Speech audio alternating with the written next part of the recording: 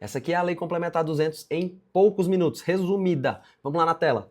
Artigo 1º vai dizer qual é o objetivo da Lei Complementar 200, que é instituir o regime fiscal sustentável. Qual o objetivo desse regime? É garantir a estabilidade macroeconômica do país e criar condições adequadas ao crescimento socioeconômico. Beleza? A quem ou a que o regime fiscal sustentável se aplica? Se aplica a receitas e despesas primárias, que a gente também conhece como sendo não financeiras, beleza? Apenas de 2 dos 3 orçamentos que a gente tem. Orçamento fiscal e da Seguridade Social. Vamos resumir isso aqui na siglazinha OFSS, beleza? Recomendo memorizar o artigo 1º, assim como o artigo 2º, que diz que a LDO estabelecerá duas coisas. Primeiro, diretrizes da política fiscal e segundo, metas anuais de resultado primário. Lembra que a gente viu lá? Receitas e despesas primárias? Pois é. De quem? Do governo central. Presta atenção nisso. E essas metas, elas devem ser compatíveis com a trajetória sustentável da dívida pública. Mas o que significa ser uma meta, ter uma meta? O que é uma meta compatível com a trajetória sustentável da dívida pública? É uma meta que conduz à estabilização, aqui ó, estabilização dessa relação aqui. Dívida bruta do governo geral, atenção, não é do governo central, é do governo geral, sobre o PIB, tá? Em frente. Artigo 3º, aqui é onde a gente vai ver o nosso teto de gastos, tá? Porque olha só, ele fala aqui, para cada exercício financeiro, então veja que todo ano a gente tem um limite, né?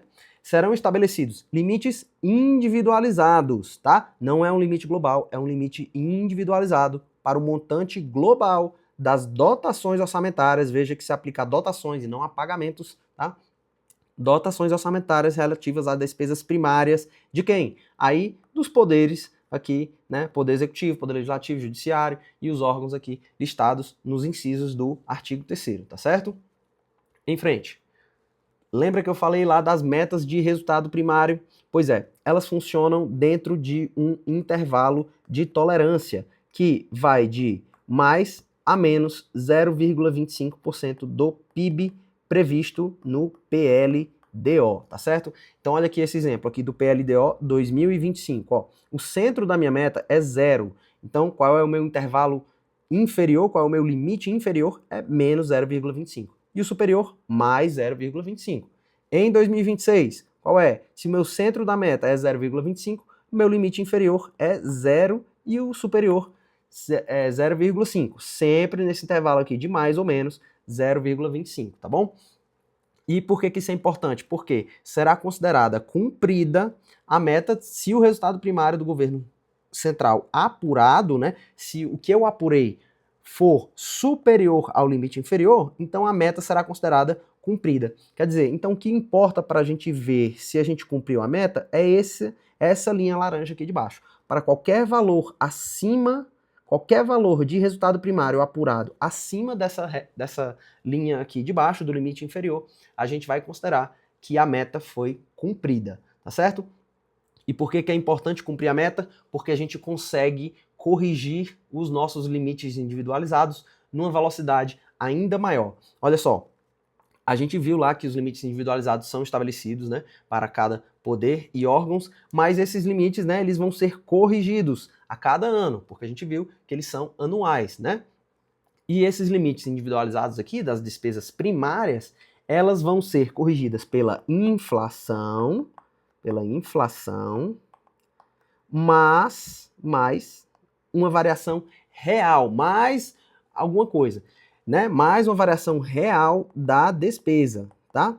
E essa variação real da despesa, ela vai depender de duas coisas. Ela vai depender se eu cumprir a meta, tá? E vai depender da variação real da receita. Olha aqui como é que funciona. Imagine que a variação real da receita foi de 3%, tá? Cumpri a meta, beleza, então vou poder multiplicar por 70%. 70% de 3% dá 2,1%. Beleza. Agora imagine que eu não cumpri a meta. Aí eu vou ter que multiplicar por 50%. Veja que eu vou poder crescer menos o meu limite de despesas primárias, 1,5%. Tanto 2,1% quanto 1,5% estão dentro dessa faixa aqui, que vai de 0,6, que é o limite mínimo, e o limite máximo de 2,5. Isso aqui de limite de crescimento real, tá? Que é além da inflação. A inflação já vou crescer com certeza.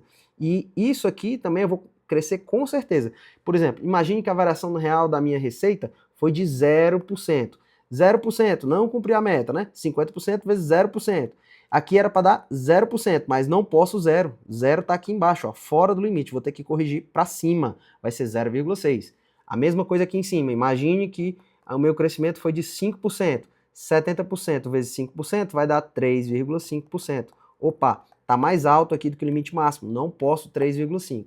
Vai no máximo, então, 2,5. Isso aqui é do real. É inflação mais esse real aqui, tá? Que vai de 0,6 a 2,5. Beleza? É assim que a gente corrige. Agora, se a gente não cumpriu, né, as metas de resultado primário, né, se a gente está desviando do caminho da sustentabilidade, do caminho do equilíbrio das contas públicas, a gente precisa fazer um ajuste, tá? E aí a gente, para fazer esse ajuste, a gente vai ter que implementar algumas medidas de ajuste fiscal. Essas medidas de ajuste fiscal estão previstas lá no artigo 167-A da Constituição Federal, incisos 1 a 10, tá certo? Mas aqui nós temos 3 situações, tá? Na Lei Complementar 200. Temos 3 situações. De acordo com cada situação, alguns incisos vão ser aplicados. E você precisa saber, nessa situação, aplica tais incisos. Na outra situação, aplica outros tais incisos. Então, presta atenção. Na situação em que você não cumpriu a meta de resultado primário, não cumpriu a meta de resultado primário no ano anterior, né? Aí vai aplicar os incisos, ó, 2, o 3 e o 6 a 9, tá bom? Agora, não cumpriu a meta de resultado primário pelo segundo ano consecutivo, já 2 anos seguidos sem cumprir a meta de resultado primário. Então, todos os incisos do 167A serão cumpridos. Essa aqui é a situação mais gravosa. Agora, uma outra situação que pode ensejar, né, a implementação de medidas de ajuste fiscal é se a sua despesa primária, se a sua relação entre despesa primária obrigatória e despesa primária total está maior do que 95%. Isso significa que o seu orçamento está altamente engessado, você tem muitas despesas obrigatórias, tá certo? Se você está assim, então a lei manda que você implemente os incisos 1 a 9, né? Ou seja, todos menos o 10 lá do 167A. E por último, a Lei Complementar 200 também estabelece o que a gente está chamando, né, o que ficou conhecido como piso de investimentos. Esse piso de investimentos corresponde a 0,6% do PIB estimado na LOA, tá certo? E quando a gente fala em investimentos, né, significa o quê? Significa tudo que está lá no GND4, que é de investimentos, e o que está no GND5, inversões financeiras, mas apenas quando a despesa se destinar a programas habitacionais, que incluem seus objetivos, provisão subsidiada ou financiada de unidades habitacionais novas ou usadas, urbanas ou rurais. Cuidado para não cair em pegadinhas nisso aqui, tá bom? E essa foi a Lei Complementar 200 resumida para você. Valeu, se gostou, deixa o like aí.